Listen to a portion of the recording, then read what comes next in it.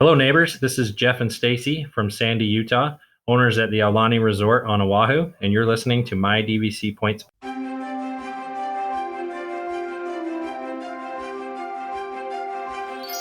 Parents and the children could have fun together.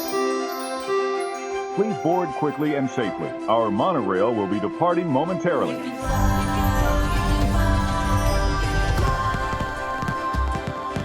Welcome to the My DVC Points podcast. Join the conversation as DVC members share their stories, personal preferences, and magical memories. Your reservation is confirmed, your fast passes are booked. Pull up on the yellow strap because our journey into the magic of membership is about to begin. To infinity and beyond. Now, here's your host and curator of magical stories, Chad Pennycuff. Welcome home, neighbors, to episode 275 of the My DVC Points podcast. Today's show is brought to you by our friends over at DVCResaleMarket.com. If you're looking to buy or sell a contract, our friends at DVC Resale Market can help you find a buyer lickety-split, or if you're looking for a contract, they sell 60% of the listings on the market today. They have the largest listings, the largest selections, and the best website out there for buying DVC. It is hands down the best website. And I can tell you that because you can sort by contract. You can use their app and it can text you whenever a contract, that rare 75 pointer or 50 pointer at Beach Club pops up in your use share. It can send you that notification. They have really, truly put a lot of money into their technology and into their website, and it really helps you out as a DVC member looking to buy or sell. DVCResaleMarket.com. Let them know you heard about them here on the My DVC Points podcast. In today's show, we are talking a little bit fact, and we probably were going to get into a little speculation today. And I want to just say right up front, speculation shows are not on brand for me or any of my guests today. We all take a lot of pride in creating educational, informational, and organizing DVC content for the member community. So take the speculation stuff with a grain of salt and don't quote us on this, because it is everything we know about the DVC cabins that are coming up here at Fort Wilderness. As you're going to see, our buddy Tim has done a lot of sleuthing to come up with this, and Pete started to put some of it on his site as well. So let me welcome to the show, Tim Krasnowski from DVC News. Welcome, Tim. Hey, Chad. How you doing? Hey, doing great. Thanks for joining us today. We're all kind of like loving on your articles and things that you've got going here as well. And then let's bring up our own nerdy analyst information person. That would be Pete from DVC Newscast and also DVCHelp.com. Guys, welcome to the show tonight. This is awesome. I'm finally getting to meet Tim, and his site is so good. Like, that's partly why on DVC Help we don't do news, is because his site is so good I couldn't even compete. Yeah, it's that.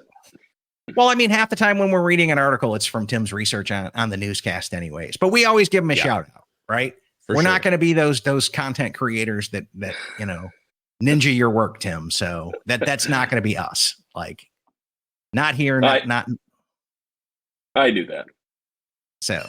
No, you don't. And let's come back in, and I'm just going to start to share some screen here because we've got some really good stuff. I'll just start with Pete's site here. And we've got Pete. I think you've got one page up on this so far. I don't even have anything up on this or Disneyland Tower on my wiki, and I own Disneyland Tower, so there's no excuse for that. But your research came up with 350 units for this. I think there's 363 now that are there.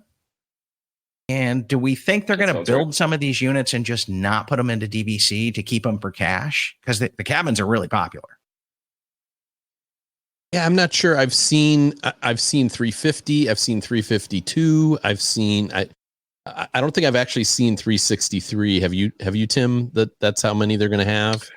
I think officially Disney's been kind of cagey and maybe used words like around 350 or over 350 or something like that. So I could certainly see that happening. You know, the cabins, there seems to be a lot of cabin fans who are disappointed that it's going into DVC, and as we all know, there's going to remain available to book by cash guests, but we don't really know what those numbers are going to look like. Yeah, we don't know how many they're keeping out, what percentage, even if they are DVC, that they're going to hold. Traditionally, don't they hold around 2% of the inventory for cash at all times anyways in every resort? Right. I believe they have to, by contract, keep 2% out. Yeah, which is good for us because it creates a market for our products, and it creates like a rack rate for it that we have as a comparison. So I kind of like that part of it. But 2% of 350 is 7. So it's not many cabins. If that's what they actually do. Now, anytime Disney, comes up with a new location, they only declare a portion of it. And I know Tim on his site talks about what their initial declaration is kind of planned to be. So initially they'll probably declare 40, 50 cabins, and the rest. I think there were 30. The first filings actually had 30. Yeah. Okay. So initially it'll just be 30 of so less than 10%. Yeah. So it'll take a while before there's limited cash availability. They'll have to sell a lot of the points. Yeah. And I still don't have a good feel for how fast this is going to sell. I think it'll be like Disneyland. The initial interest is going to go from people who are in and on it. But then I think it's like we don't know enough about the trust and the 11-month booking, but assuming that they have an 11-month booking here and you only get one cabin, maybe your choice is, dog allowed or dog not allowed in your booking preferences. But as we look at the campgrounds here, right here's the road that we all come in on. And here's the stables and the buses that will take you back to Hoop-de-Doo, which is way back here. But I believe this area right here is all the existing cabins right now that I'm kind of circling with my mouse. Yep. And Tim, your research said that they were going to do like 2,200 or 2,300 was the first declaration. Yeah, I believe so. Yeah, they're divided up into loops, and you can see the numbers on the diagram there that indicate what how the cabins are numbered. Yeah, so that's an interesting part, but they're definitely loops, and I could see where the loops make sense. And just keeping them, man, if they were to just declare one loop at a time, that'd make life easy. At least for us, knowing what was available to us. They don't have to follow that as well, but right. It kind of makes sense to just declare a loop at a time. Yeah, that's probably how they'll do it, or a portion. It's a little easier than when you're talking about but even so, they normally, for most resorts, obviously they're buildings, right? And they will declare a portion of the building, and there are specific rooms that they declare, but that doesn't necessarily mean they're going to put you in those rooms. Correct. Right. Yeah. So even here, if they declare one particular loop, it doesn't mean that you would necessarily be in that loop. They're going to put you in, in a room, in a cabin that's available, not just, it has to be that loop.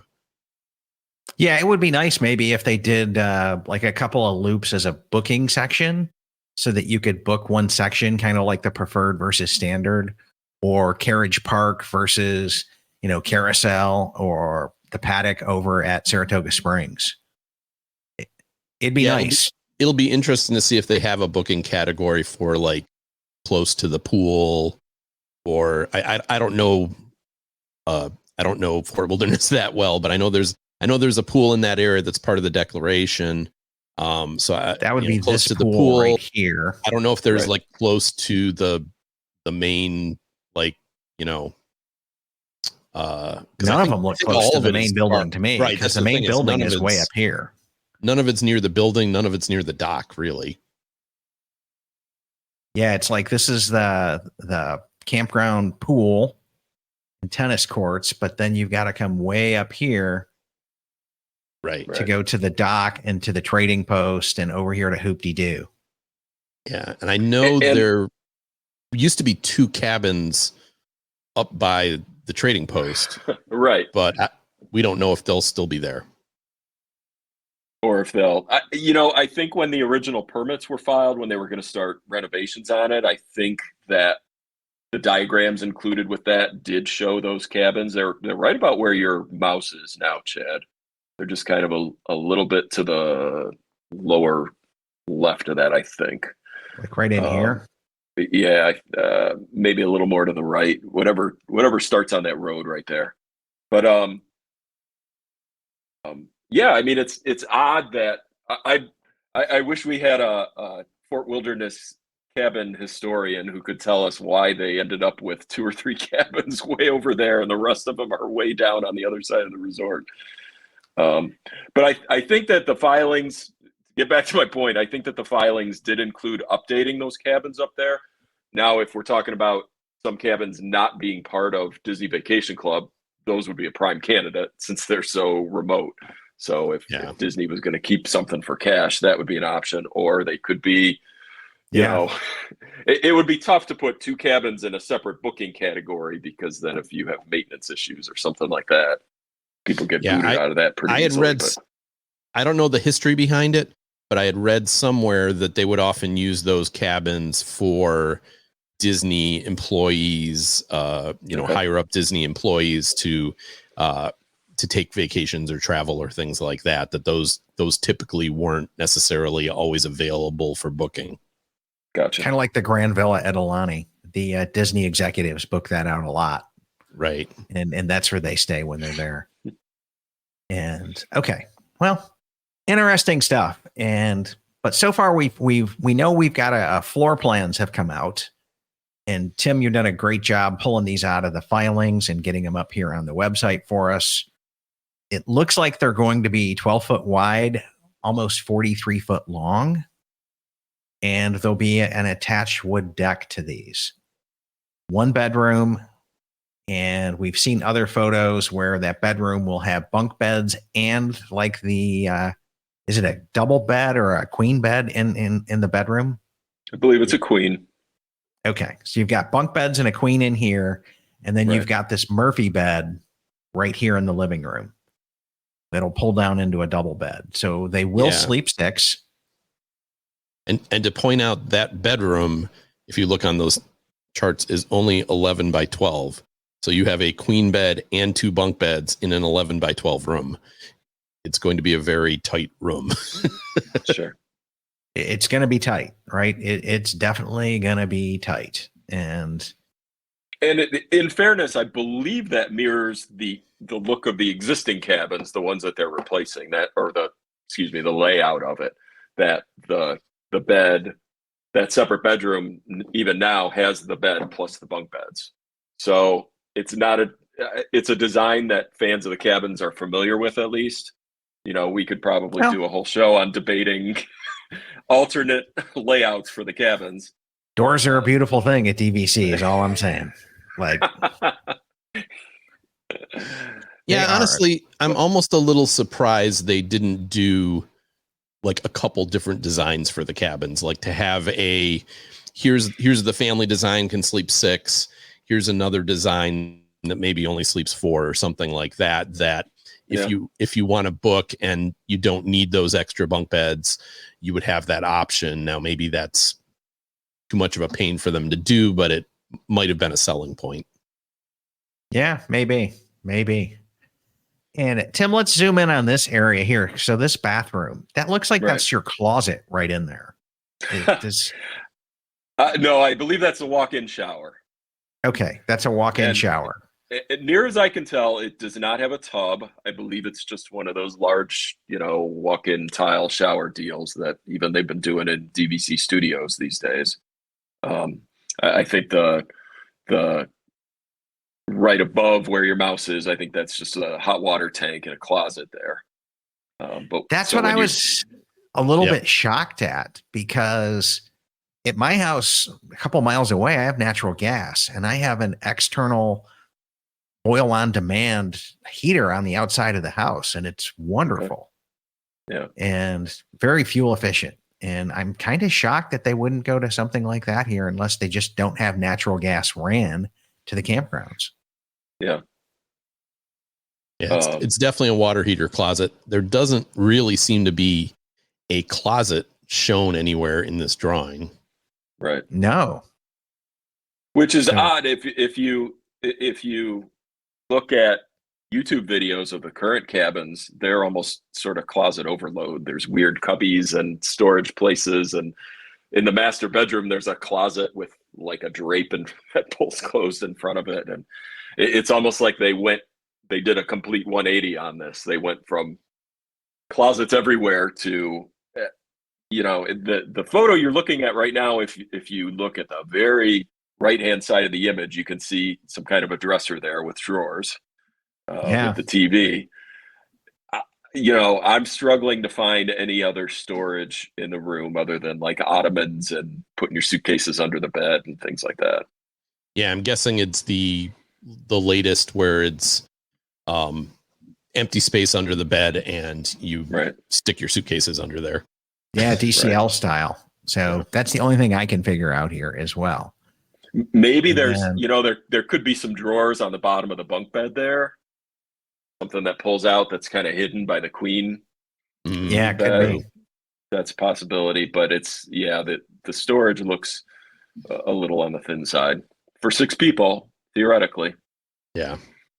And then I'm looking at this kitchen going, I guess you're going to sit at the kitchen table and watch TV, because the TV would have to be across from here in the living room, or no, the TV's right there. The TV's right there. Yeah. Kingdom. So the That's people an sitting on that spot to watch TV from the couch, right? So the people sitting on that couch are going to really be craning their necks. And they're not going to be like laying down in bed watching TV either. So but I guess if we look at the concept art, let me see if I can find it. Another one of your write-ups here, Tim. They got 2 sliding glass windows there. So there's really no spot for the TV to be there, because they've made it. One of those is the door in the glass panes there. I think the pane on the far left might be the door into the unit. Yeah. But it doesn't look like there's a washer and dryer in the room, which is odd for a 1-bedroom for DVC.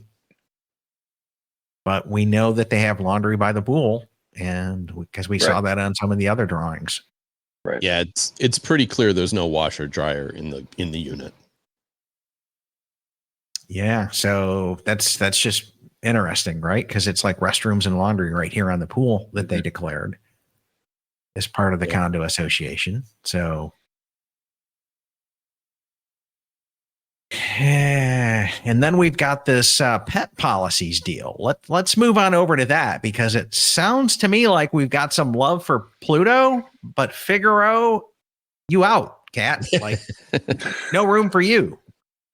I tease Disney for its anti-cat bias, and they continued it with these cabins. It just, the documents that they've filed. A lot of this information is coming from filings with Orange County, since it's a timeshare, and there's a lot more regulations, things that have to be filed before they officially go on sale. And it lists the pet policies, and it specifically addresses dogs. I believe individuals can have up to 2 dogs in a unit. There's no weight restriction, which I thought was interesting. Is there breed restrictions? Like, can you bring your Rottie or Pit Bull or? Nope. I don't think there's any of that. There is a lot of restrictions in terms of where you can take your dog. Sure. So, because it has to be, if it's outside the cabin, it has to either be on a leash or in a pet carrier. Right. Which I think is reasonable. Can't have it in public spaces. No food and beverage locations. No pool. Yeah, can't take it to the pool or anything like that. Yeah. Right. Well, I guess, Pete, if you think about it, how often do you see a cat on an airplane? No, I just joke. I mean, I wouldn't bring my cats to Disney, anyways, but I just, I'm sure there are people that there are people that do. I mean, I'm sure there's people with campers that are staying there that have cats in their campers, but it's not so much a thing people tend to do when they're renting a space as they do with their dogs. So, but this is some interesting research here, Tim. Fully trained, not allowed on the furniture. Yeah, let me know how that works out for you. Yeah, sure. They're going to be all up on it. and not permitted food and beverage. They cannot be left unattended for more than 7 hours. Yeah, like how do you police that? Sure. And guests with dogs must contact housekeeping to schedule a room cleaning. What about all of the like gun checks and safety checks and all that other stuff? You have to schedule that as well. How's that going to work out? Well, it also says that you have they're going to put door hangers on there that you have to use if you have a dog in the room. So presumably they're not going to enter the room if your door hanger's out and you aren't present. Yeah, I mean, they do have big glass fronts on them, so I suppose maybe they're thinking that they can just peer in through the glass. Yeah. Good no. Who knows, right? It's let's pick up a couple of our comments here as well. So Gina is thinking, do you think they'll sell more guaranteed weeks? I believe that will happen here because guaranteed weeks are pretty popular. You guys, I would think so, because from what I hear, the cabins are very popular as an annual sojourn that people go every year for Halloween, or go every year for Thanksgiving, or go every year for the holiday lights. So I think you will see a higher percentage of guaranteed weeks sell than what we've seen at a lot of the other resorts, which they sell everywhere that they've done them at, but I still think you're going to see a higher percentage here. To me, it would make a lot of sense. Again, if you're someone that I go for Thanksgiving every year to the cabins and I want to keep doing it, and I'm going to put up the money up front so that I'm going to want that week. I'm not going to want to mess around. So, well, if you're somebody who goes every week to the cabins and that's your thing, and it's that week every single year, DVC makes perfect sense for you. You will save money over the long haul. Yeah. Right. Oh, for sure. It's for that family, DVC is really going to make sense for it, because over time they will save money. And so, okay. Yeah. Caleb is saying, I wish you could drive to the cabins like the tree houses at Saratoga. I have to rent some points to get a golf cart. And so it says that there's going to be parking there for them. Are we not allowed to drive back to our cabins here? I think you are allowed a vehicle at the cabins. I don't know if it's more than one or not. But I do believe you are allowed a car at the cabins. Yeah, I think that's correct. Yeah, that would be a bummer if you couldn't. And the other odd thing is, you still can't drive over to Pioneer Hall because there's no parking. So you still would have to take a bus or rent a golf cart if you want to visit other parts of the resort. But for your actually to your unit, you'd be able to park. Yeah, I'm with that as well. It's the odd part that's going to be is most passenger cars fit 5 people. So if you really are with 6, you're going to have to get a minivan or some type of van able to accommodate all 6 passengers these days. So, or have 2 vehicles and there's not a parking spot for them. So you're going to have to do the shuffle from front to back and park up front. Not ideal. Yeah. The tree houses sleep 9 and parking is a huge problem there. So I don't anticipate that getting it much better here. I don't know what percentage of people will need 6, but. Yeah, I do think these, if you want to compare to the tree houses, I think these are a little more single family driven. The tree houses, you got 3 private bedrooms plus the living room. Here you've got 1 bedroom in the living room. I don't know how many people are going to be bringing. I mean, maybe grandparents or something like that. I don't want to rule it out. I don't want to dismiss it. But if you've got 6 people in the room, some of them are going to be small people. Yeah, that's true. That's true. And so do you guys think that the annual dues will be more or less expensive than average under this trust? I'll take first shot at that. And I think they're going to be more expensive because you're talking about 360 some odd individual buildings to maintain, 365 individual buildings to heat, to cool, mainly to cool. Not a lot of heating goes on here in Central Florida, but you've still got all of the utilities from 360 something individual units where they're not like they're energy efficient in a tower arrangement. So I think that's going to cost an awful lot. I think it's going to cost a lot to maintain the grounds here. And I don't anticipate cheap dues at this place. I do not. Pete, Tim, what's your thoughts? I agree with what you're saying, especially, and we're going to get to talking about the point price per night. And because the point price is fairly low, I think on a per point basis, the dues will be pretty, on the higher end. I wouldn't be surprised if they are. That's for sure. Yeah. What do you think? I think Tim? you both nailed it. I think, between the possible higher costs associated with the grounds and the units and all that, but the points are absolutely an issue too, because the one benefit to resorts with more points in theory is you've got more, the dues are spread over more points. The full cost is spread over more points. Here you've got what appear to be rooms that are on the cheaper side. So whatever the total costs are going to be spread over less money. Yeah. And that's a really good point. Because Grand Flow and Bay Lake have some really cheap dues, Tim, because they're more in Riviera as well. We're finding is because it's so pricey. Right. And also I think think old Key West is inching up every year. I think also they're going to use this to absorb some of the operation costs of Fort Wilderness as well. So I don't think there's any way this is a low price dues. No, I think you're right. I think we're going to see low point charts and high dues. That's my take on this as well. But Tim, you did some research here, and I thought it was like really, really intuitive. So let me see if I can find it. It's one of your later articles where you talk about. I think that's it right there. Talking about the points. Yeah, the points. Mm-hmm. And so let me see if I can. That's what I love about you, Tim. You're a numbers guy. Yeah, that is true. I'm such Tim, a help me numbers out. Is geek. it up or down, or where am I at? There it is, right here. I have some help too. Yeah. So.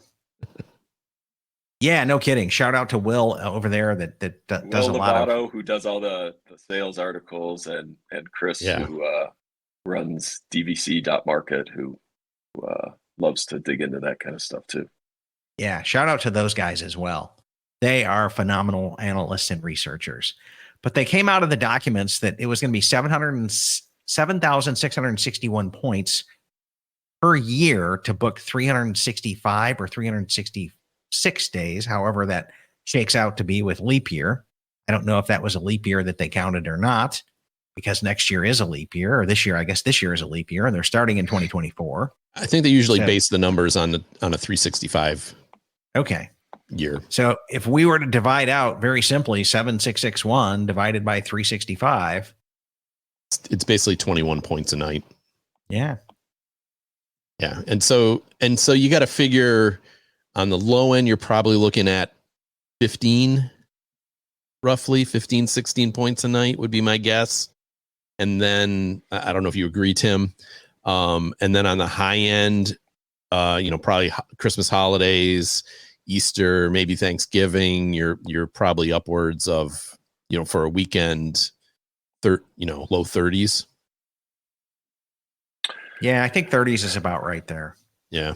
Yeah, I don't have. I think if you look in the article there, I compared it number wise. The total came up real close to, what was it? Maybe Grand Floridian Standard View Studio. Yeah, or the value rooms at Animal Kingdom was 8,176 points a year. That's the one bedrooms, right?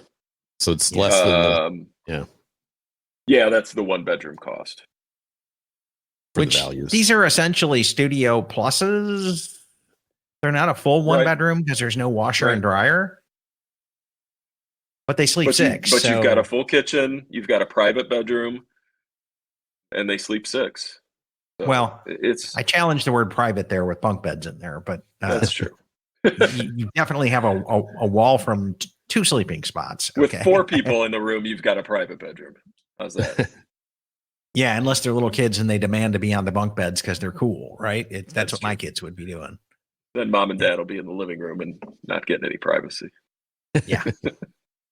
Yep. But I think that's a really great comparison that we could look at the Animal Kingdom 1-bedroom value studios and go, it's going to be right about there. And well, that's the number you're pointing at there. That's the one bedroom Animal Kingdom value. So that's the cheapest 1-bedroom. It's fewer points than that. Yep. Yeah. So it's cheaper than the cheapest 1-bedroom, which it should be. Right. It's good news though, because Chad, you and I were debating on one of the newscasts. We were saying just like last month that we thought it would be somewhere between a 1-bedroom and a 2-bedroom. Yeah. And now to see that it's in the range of the studios and not even the highest of the studios, I think that makes this a lot more appealing to more people. I think it will make this a lot more appealing to more people. Because you're talking about a lot of the times it'll be, between 100 and 150 points per week, most of the year. And I could see people being like, okay, I can put up $25,000. Yeah, 150 is the minimum buy-in. They can at least get a week. And the other part that I see happening here is I'm going to take my cheap dues Grand Flow points and 7-month on over to this place and really come out smelling like a rose. Okay. To use the cheap dues at a high dues resort, you come out ahead. And I could definitely see that happening as well. And if you can buy in a fixed week for 150 points, give or take, I think that's going to be appealing to a lot of people for specific weeks, like you talked about. I think so. And then when you talk about, even if the dues are $10 a point, and you used to be paying $500 a night or whatever these cabins were, and now you're only paying $1,500 a year with the buy-in. I think it'll, as I said, I think people where they go every single year, you'll get those people signing up. Whether that's enough to fill this place, I don't know. Well, we know they're super popular, and the good news is they'd be popular with point rentals as well. So I hope DVC is pointing on that. And Kyvik says, so I guess these are basically a studio plus or a 1-bedroom. They're kind of right there between them. And I think we covered Holly's comment about pet friendliness, and certain ones will be allocated for that. We hope that there's a booking category for pets and non-pets. We don't know. And I would hope they allocate certain ones. Yeah, I'm with Jared 100% here. He goes, I feel like they're making DVC more complicated. It should be easy. Keep it that way. I hope this is a one-off and not the new standard. Jared, I think this trust is going to be the thing to move forward because unfortunately they're following the trend of the industry. Yeah. We didn't even talk about the trust yet. Yeah. Danielle says you can park at least one vehicle at the cabin, and it's only one. Linda said she stayed in the cabin about 45 years ago a number of times, and then she bought Boardwalk, and she's been there ever since. And will this turn into the on-property Vero Hilton Head niche space with high dues? Very could well. It could happen. Depending on how they frame out this trust, hopefully the trust makes it more desirable for resale. It's because they've got a big resale problem now. Yeah, we don't know. We don't know if they're putting all the points in a trust. We don't know if it's going to be part trust and part just regular, similar to what we have now. I do see them maybe doing that to alleviate the problem of resale, being because one thing I look at these cabins and I go, I mean, maybe there's people out there that would do it, but like if this is all I can stay at, you better. And if this is all my like resale buyer can stay at, I'm still that's saying what I'm saying. No. Right. Well, yeah, exactly. I mean, that's the problem is, I mean, a lot of people don't think that way, but we should think that way. What if I need to sell this eventually? Think exit strategy. You buy into DVC, you have to think exit strategy. And this is not going to be something that's going to, I think, sell particularly well on the resale market if you can only stay here. It's Riviera as it is, right? I mean, Riviera is very appealing, and it's still fairly low. When you look at the resale prices, it's not up there with the Grand Floridian and the Poly and the things like that. The ones that are just as nice because of that resale restriction. This is like, as I said, if I would never even consider buying this resale if it's the only place I can stay. Riviera, at least the only place I can stay is this beautiful resort that has studios and 1 bedrooms and 2 bedrooms and all these and duos or whatever, right, and all these options. And if instead all I'm buying is this, and this is my only option for the next 50 years, I'm out. I just don't see I don't understand how this sells for over $100 a point on the resale market. Yeah, Danielle's making a couple of great comments here on YouTube as well. Let's bring these up. She's saying often there's hurricane cleanup maintenance with all the trees there. Even tropical storms and Category 1 hurricanes will create a mess. Mm-hmm. And I think later she goes, with the dues, consider storm cleanup and all the trees, possible damage in the DVC amenities and trees hitting the individual buildings. And I still, for myself, can't get past that this is a trailer park turned into a timeshare. Like I'm going to have to see the actual cabins to see that they're more than that, but that's what it feels like to me as well. And I'm like, yeah.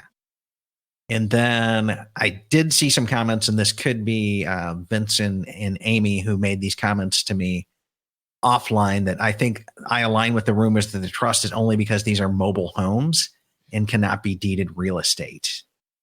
That was a very good insight from somebody that's got some insurance and real estate background, that if these are truly not meeting the code requirements of fixed buildings and they're not individual units somehow, there could be a problem with deeding it and making it a timeshare.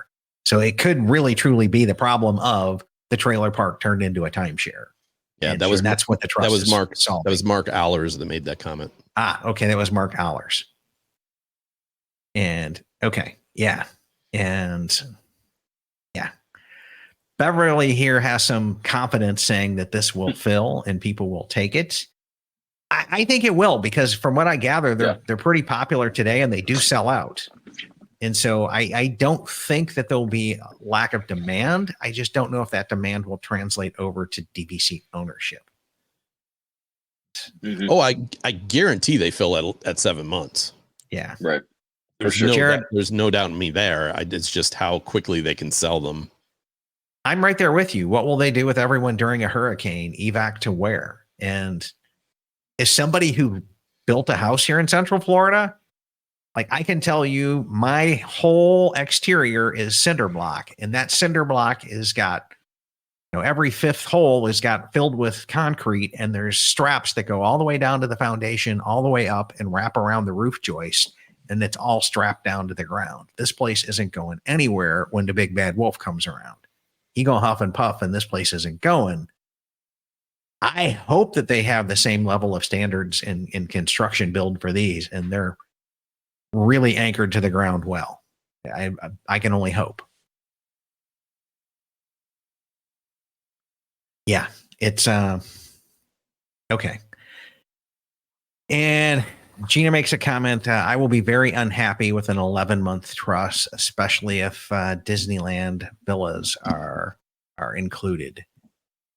That we don't know what's going to go into the trust. We do know other timeshares have grouped them into a booking category. So I myself would be okay if this had a 11-month booking for the cabins, and then they were to combine it with the other resorts that are restricted, and I could 9-month into Riviera or 9-month into Disneyland Tower, and then 7-month wherever else in the network. I would be okay with that. But I would want all the Disneyland Tower peoples to be able to 9-month into Riviera and 9-month into the cabins as well. And I don't know that they're going to do that, because that would be rewriting all of our deeds. So my understanding is any points that are going to go into the trust are going to be separate from points that are in the current system. So they could say, we're going to take 25% of the Disneyland Hotel and put those points in the trust, and then only 25% of the points at the Disneyland Hotel would be bookable with the trust. The other 75 points would remain just as they are now. 75%.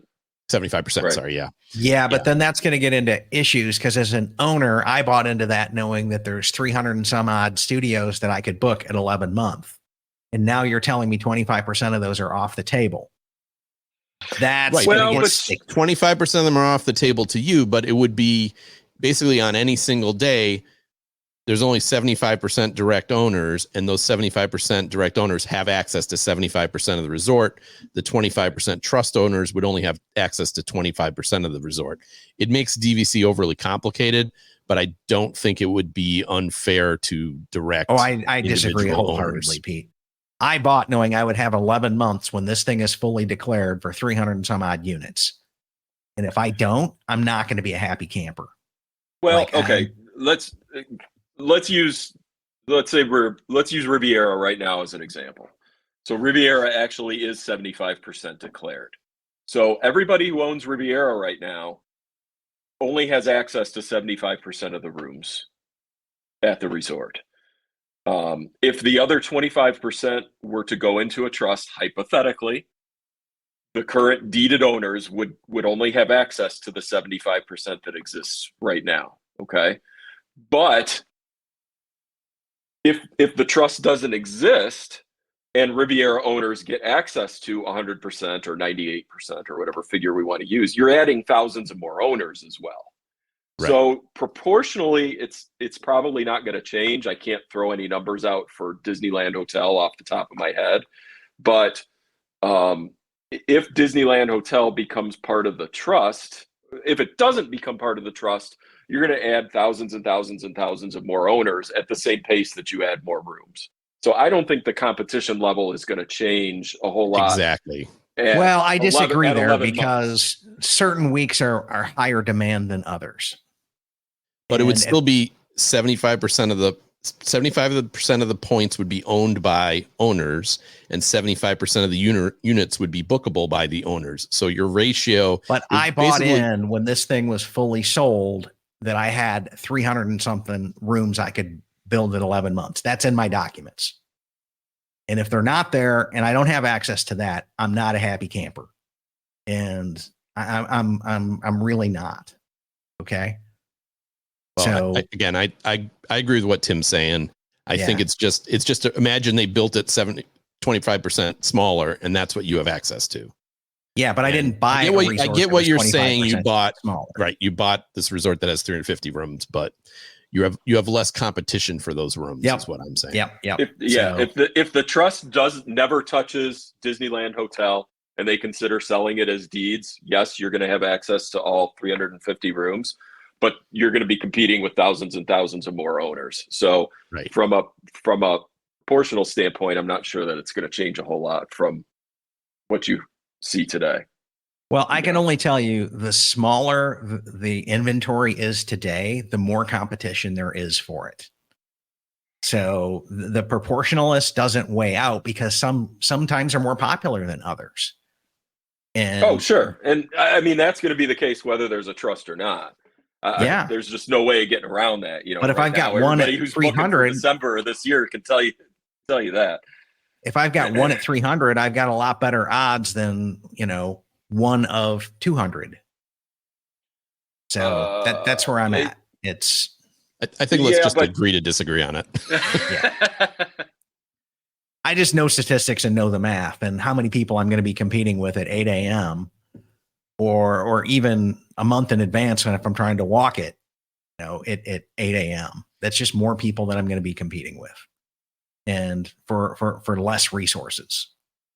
It's the number of resources that I'm concerned about. But I think the one thing that we don't know, and again, talking completely hypothetically about all this trust stuff, the one thing that we don't know is how they would split up the room inventory. Hypothetically, if 25% of Land Hotel goes into a trust, are they taking 25% of every room category and just putting them in a completely separate bucket? Or is it more of a free-for-all with people competing for rooms day by day by day by day. And yet at the end of the year, it all balances out so that only 25% of the points that are used are trust members. That we don't know. That would be the problem. That would be where Chad is right. If they did it that way, they would have to literally say these X number of rooms. And to your point, Tim, it is a problem because like there's only 2 grand villas, right? So you can't take 25% of the grand villas and put them in the trust. Sure. And then you get into accessibility issues as well, because you've got 2 grand villas. One's accessible, one is not. So how do you start to divide a grand villa along those lines? I really don't think they're going to retrofit existing resorts into this. It's just too complicated. It's just too complicated and too ugly. That could be true. And they're going to be open up to too many class actions. So I don't see that happening. In the end, till we know what they're planning, it's all speculation. So, I think, I think we should move on to some other topics. I see one question of, do you feel these are deluxe or moderate? DVC is always going to argue that it's deluxe, but I'm sorry, you're at Fort Wilderness. This is not deluxe.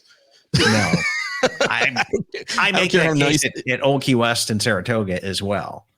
They just don't meet my definitions of deluxe, but no, I agree with that. Those resorts to me are moderate plus, if using Disney terminology, and this to me is not even that. I mean, you're going to have hopefully a very nice cabin, but you're still going to be out in the middle of the woods. You still have to take a golf cart to go to anywhere on the property. You have to or take a golf cart or a bus to get to the front of the property, to take a bus to get to any of the parks or Disney Springs. Your one exception is you do have a boat to Magic Kingdom, but a lot of people that stay at Fort Wilderness aren't even necessarily real Disney park goers. That a lot of them stay there because they want the experience of the fort. And I don't know. As I said, I wouldn't think of it. There's no way this is deluxe. Yeah. More than any other Disney resort, you really got to know what you're getting into with these. And there are people who love it, and God bless them. If they want that experience and to still be a 15-minute bus ride away from the Magic Kingdom, great. Hey, more power to them, right? Exactly. So I'm with you. And Jared is saying that he's with me as a Riviera. I don't want someone that isn't a pure owner in my 11 to 7 month window, especially if they have early windows at other resorts. I paid a premium for those 4 months. Kick rocks, right? And that pretty much sums it up, right? I could see a compromise coming in at 11 month and 9 month maybe, but not full 11 month everywhere. That just doesn't seem fair to me. And because it would be like, you're just going to pay the dues for this resort, and it would be the resort with the cheaper dues would sell better. Because why would you pay more if you had 11 month at multiple places? No, I don't see that happening as well. But let's go to this other comment here. So Kyvek says, with the points you're mentioning, I'm super excited to try, but I would never buy there. And I am with you. I will try my darndest to book opening day weekend to cover it and see what I can figure out and see what I can see there. But I don't know that this would be my normal Disney jam. I just don't. But I love it. All I can say is, okay, we just cabins at Copper Creek are like the second best thing they've ever built, right below the Grand Villa at Alani. Okay, I'm there. I'm down with the nature thing. I really am. We talked about the resale impact of some of these things, but even the initial purchase, it's a tough sell to sort of pigeonhole yourself into this specific accommodation at 11 months, year after year after year. So it will be interesting to see how all this develops, this trust, even if it doesn't go back and pick up Riviera and Alani and some of these other things? Is it could Reflections be revived and rolled into that somehow? I don't know. I see that happening. I really truly see Reflections being revived. And I don't know if it would be part of the same condo association or what, but that would solve a lot of problems if they were to build another tower resort here with studios and the TP units like they had, or the A-frame units. So that would solve an awful lot of problems here. And I would be more comfortable buying in at that point in time because I've got more diversity of choices. But yeah, we just went to Hoop to Do last week, and we drove there. We were staying at Bay Lake Tower, and I know there's a boat, but we had a car. So we drove there, took the bus across property to get Pioneer Hall. It was obviously in the wintertime like that. It's dark. It was 8:30. So it was dark when we got there. It was dark when we left. The whole bus ride, you can't see anything. You're on a bus for 15 minutes in the dark. And it's like, so what do you do here after dark? Because there's nothing here. And you're just at this fort and in these cabins, and there's nothing. It seems crazy to me. It's like that's not what I look for in my Disney vacation. It's not what I look for, and so I could see trying this once just to see what it is, because we are so involved with the DVC, news and market and everything like that, so that have the experience of staying in it. But beyond trying it once, it's not my thing. We have some family friends who stayed in the cabin probably about 10 years ago, and it's family with 3 kids. At the time they stayed there, the kids were probably about 9, 10, and 12. They loved it. They're outdoorsy people. It was their only visit to Walt Disney World. They didn't go into who slept on which bed and where and all that, but they've got 2 sons who I assume would have been on the pullout, and from what I gathered, was Tim, in the bunk bed. Yeah, these cabins have a huge, enormous following, and you see a lot of comments in those people about like what we feel about a DVC room, because with the 1 bedroom, because you've got the extra elbow room, you've got the kitchen, you've got the extra amenities that make it nicer. Yeah. But to circle back to this family real quick, now 10 years later, their kids are 19, 20, 22. So, if the option of buying into it, if that's your market with young kids to buy into this, how are they going to feel 10 years, 15 years, 20 years down the road when family's much older, they've got girlfriends and wives and all these things that wives and grandkids and the natural progression of families, right? Even at the Poly, you've got the option of connecting rooms and things like that. But 1 bedroom, 2 bedroom, it's not there. So I don't know, in and of itself, I don't know what the ideal person is for the cabins long term. A couple, maybe a couple who's comfortable with it, and because they're going to be economically priced. If you're outdoorsy people and you want to do it and all that, but anytime I think that's a valid family, point, it feels like you're inevitably going to grow out of it. And where do you go then? If you're really looking at a 50-year purchase, how are you going to justify that? Where do you see? I agree with you 100%. I mean, when we bought into DVC, my wife was adamant that 1 bedrooms would be plenty. And I was like, you're crazy. The kids are going to grow. They're going to need more space. They're going to date. They're going to bring significant others. They're going to the whole 9 yards. And eventually there'll be grandkids. This is a 50-year contract. We have to think more flexibility. So we bought in with enough points for 2 bedroom. She was kicking and screaming saying 1. And then she said, oh, okay. Yeah, I guess you were right. That was the right thing to do. Yeah, it's it really is. It's okay. And so Jared says these will have the most rental listings on the market. People will buy as a novelty and get stuck. Yes, because that'll be the only thing you can do. So you'll be booking it and renting it, and that would not be good. And Danielle asks a couple of questions here. I know certain room types are declared as points and sold, but how does it work with the cash pot?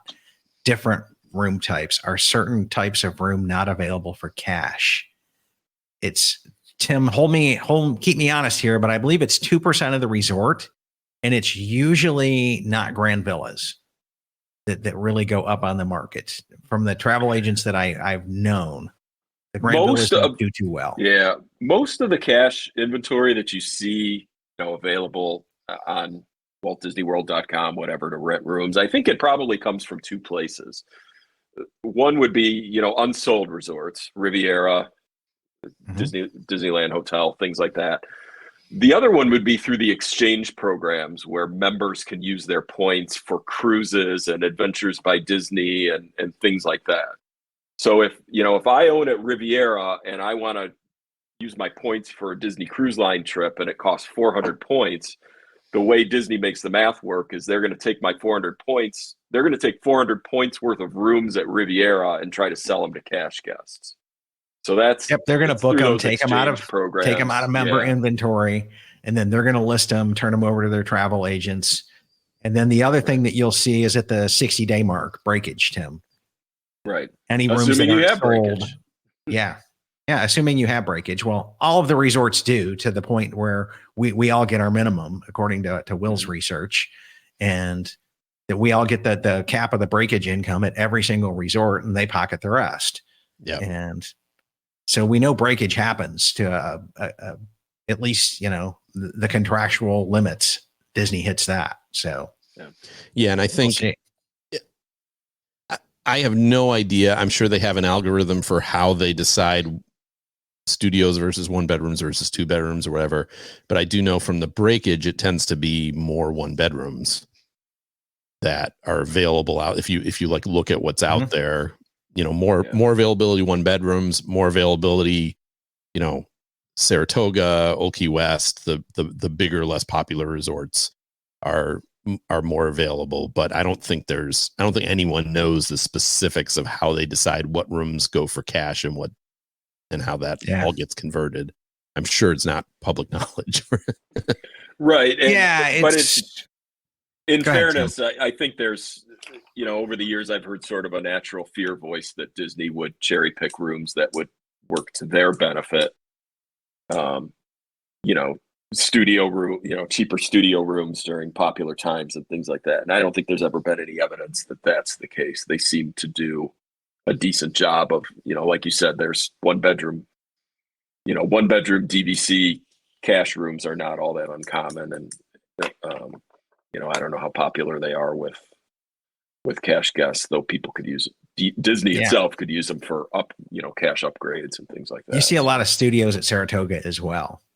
Yeah. And in the cash inventory. So we've got some more comments here coming back in on the trust system. So Edwin says, I don't know how a trust would give everyone priority at all resorts. If they have 100 points of Alani and 100 points of Fort Wilderness, they can only give 100 points of priority to Alani, not 200 priority points, unless they're all in the same trust. Well, that's the problem with a trust is if you put a bunch of resorts in the trust, that doesn't mean that the more popular resorts aren't going to book up really fast. And now all of a sudden your only choices are to go to Alani or Fort Wilderness because everybody, let's just do the everybody booked Disneyland because they could at 9 months or whatever the window is. Right. So everybody, let's say you do Disneyland, Fort Wilderness, and Alani in the trust. Well, everybody wants Disneyland. So those get booked up, and now all you have as a member of the trust is the other two. So I that's the issue I see with the trust, in that it can lead to situations where the less favorable resorts are all you can do, and I don't like that idea. Yeah, I've thought through it a lot, and I don't know of a fair way that they could do that. Yeah. It says the resorts that are being involved in this trust are making the older original DVC resorts and contract that much more marketable, makes resale of older properties better if they put the whole resorts in. I don't know that they're going to do that. Like if you bought Riviera today, or I bought Disneyland Tower today, I don't know that my points are going to go into a trust. They aren't. If you're a current owner at any of the resorts that are for sale. And the only thing we know for sure is that this resort is going to the trust. Yeah. Nothing that's the else only has thing we been know. nothing else has been declared into it. We're theorizing that they could put additional resorts in the trust to Which make I it think more would be a nightmare. palatable. But yeah. to me, I have no interest in that. I want to know wherever I buy, I want to know that's my resort. I can book there at 11 months. I'm not fighting with other people that own it, that own in this blanket thing. That's why I have no interest in the trust. I'd rather, even if my resort is, Saratoga or whatever, if I buy that resort, I'm buying it because I like staying there. I own most of my points are at Animal Kingdom Lodge. I'm never upset if I'm at Animal Kingdom Lodge.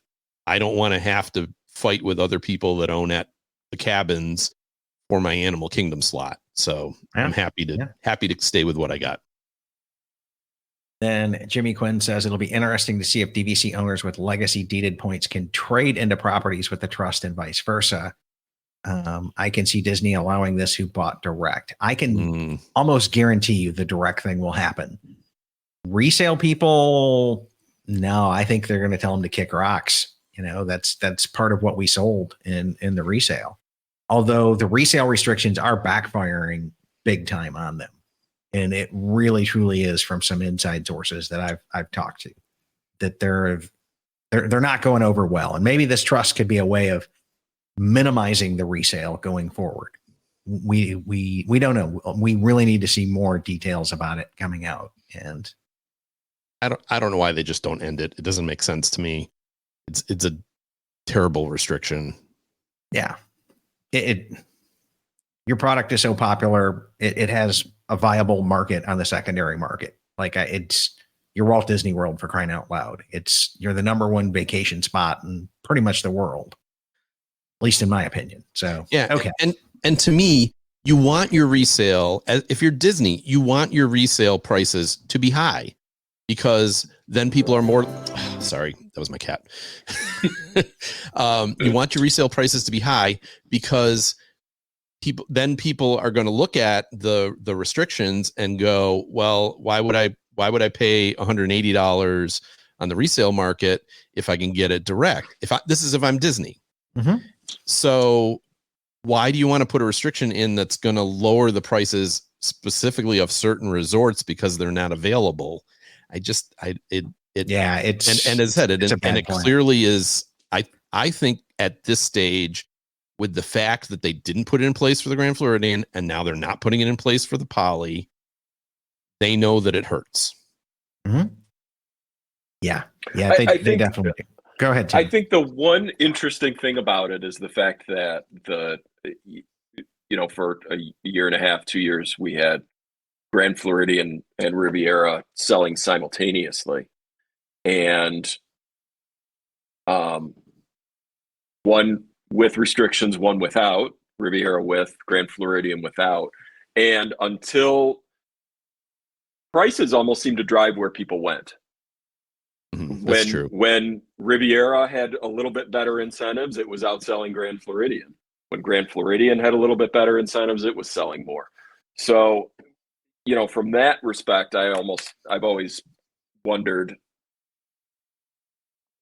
we need parallel universes to really get to the bottom of it.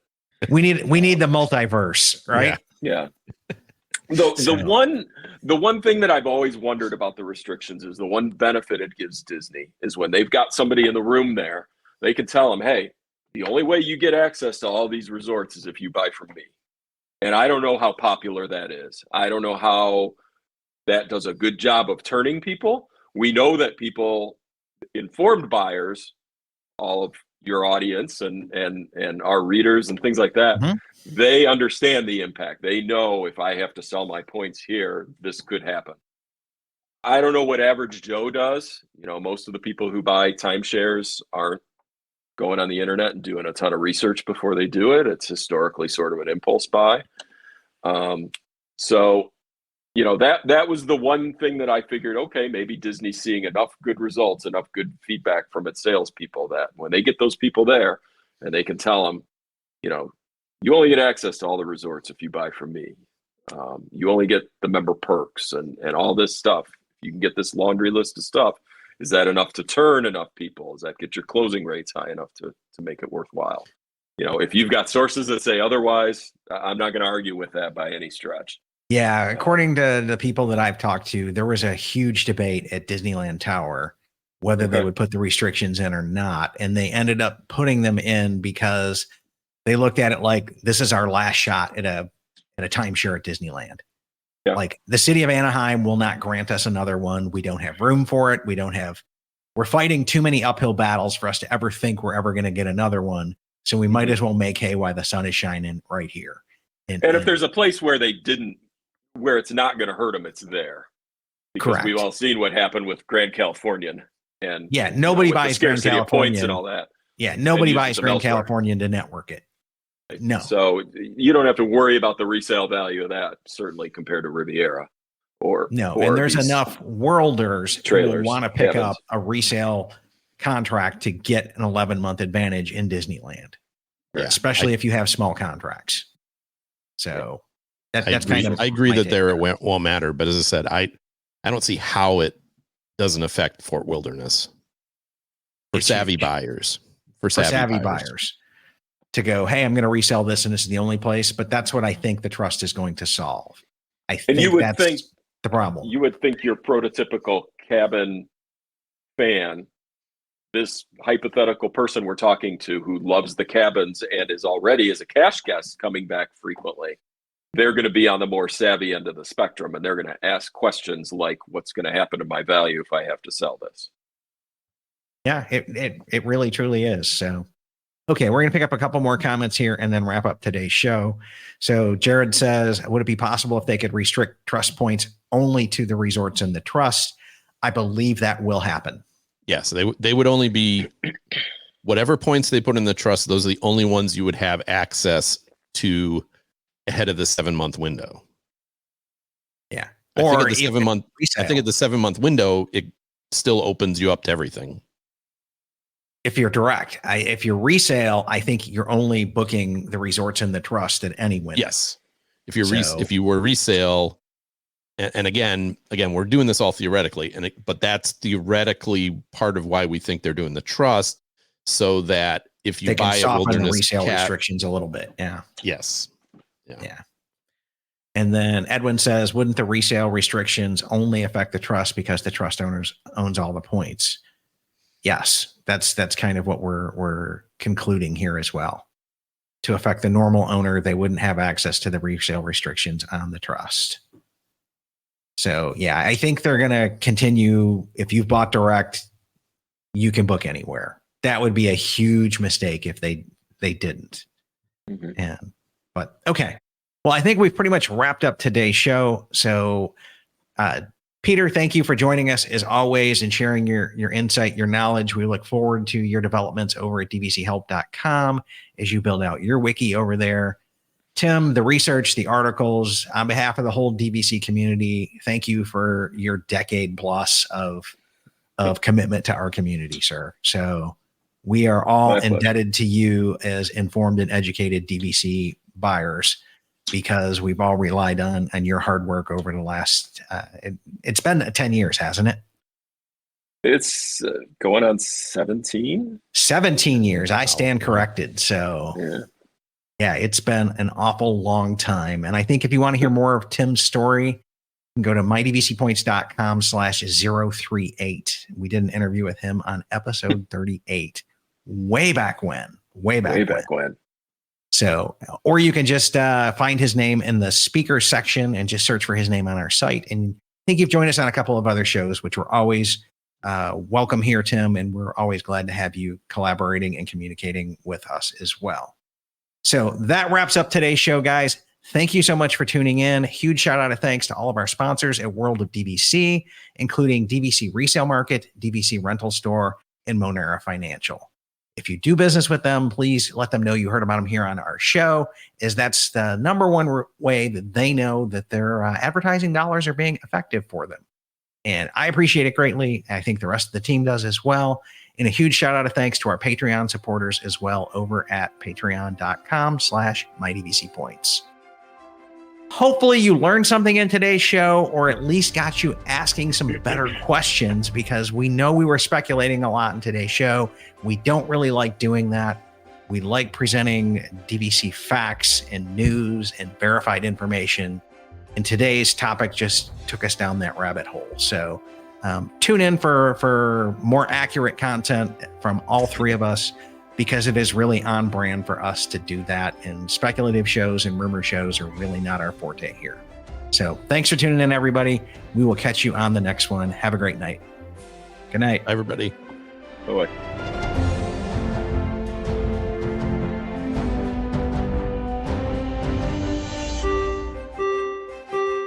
Ladies and gentlemen, please watch your head and step as you exit, and take small children by the hand. Aw, chill up, Dad. You know I'll come back. With DVC. My DVC Points is an unofficial Disney-inspired podcast created by fans of Disney Vacation Club. The thoughts expressed in this podcast are personal opinions and personal experiences. My DVC Points is not affiliated with Disney Vacation Club, the Walt Disney Companies, or any subsidiaries. We encourage listeners to contact their DVC guide or member services for official DVC policies.